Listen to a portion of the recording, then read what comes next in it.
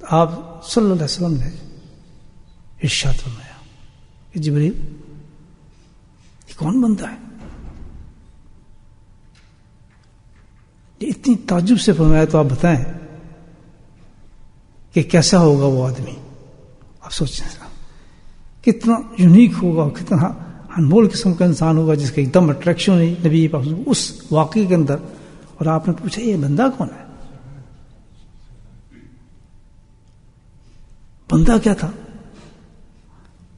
وہ عرش الہی کے نور میں ڈوبا ہوا تھا. حدیث کے لفظ یعنی نوروں کو تو بہت ذکر آتے ہیں، نورانی چہرہ ہے، نورانی فرشتہ ہے، لیکن حدیث کا نور عرش الہی کا نور کتنا بڑا نور ہے.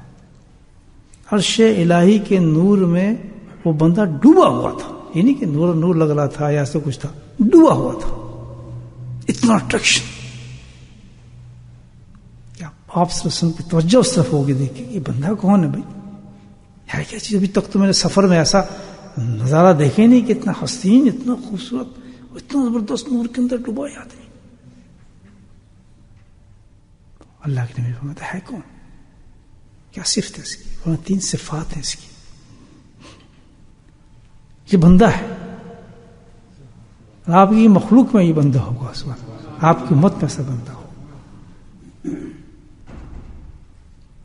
ہمیں کیا صفت اس کی؟ ہمیں صفت یہ ہے کہ جب یہ دنیا میں تھا تو ہمیشہ اس کا ایک کام تھا جس تو اللہ نے یہ رتبہ دیا. بتائیں کیا کام ہوگا؟ پہلے نیت کریں گے سارے وہ کام. پکا وعدہ؟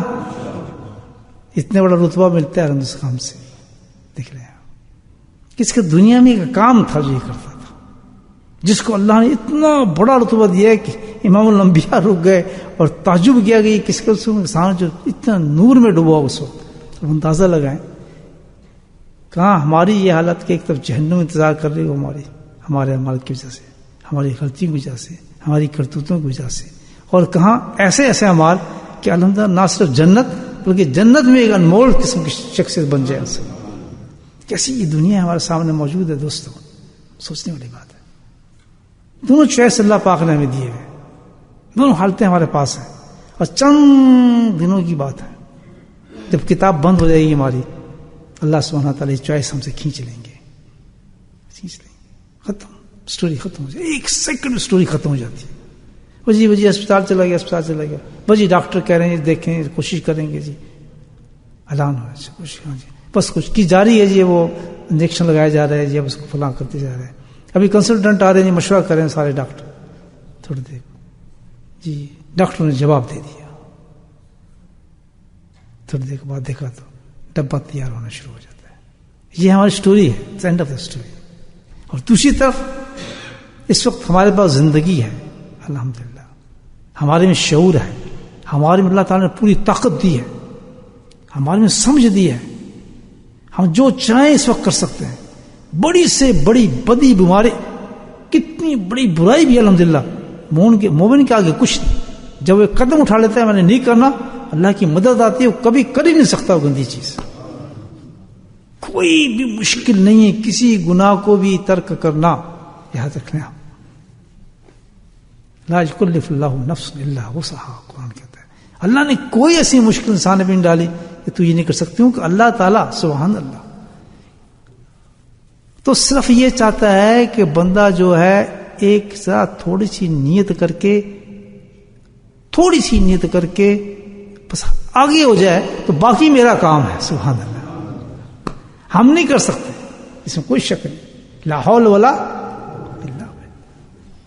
لیکن شیطان اور نفس اتنی خبیث چیز ہے کہ ہمیں یہاں تک بھی نہیں پہنچنے دیتا کہ یار یہ بیماری ہے، ہماری برائی ہے، چلو میں کوشش کر کے دیکھوں، یا چلو نہیں کروں گا یار، چلو اب یہ حرکت نہیں کروں گا. اتنا بھی ہم کرتے ہوئے ڈرتے ہیں کہ یہ بھی نہیں سوچنے پاتے. اللہ تعالیٰ کہتا ہے تو اتنا تو سوچ لے، کم سے کم اتنا تو سوچ لے کہ اللہ ہاں ہے تو بری چیز، بس میں سوچتا ہوں یار نہ ہی کروں کل سے، بس اتنا. اللہ فوراً فرشتوں کو بھیجتے ہیں کہ میرا شخص بہت قریب آ رہا ہے میرے. سبحان اللہ.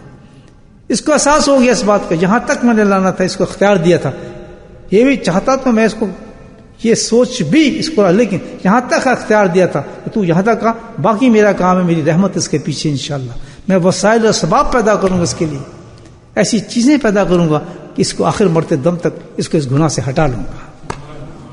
بتاؤں عمل کیا تھا؟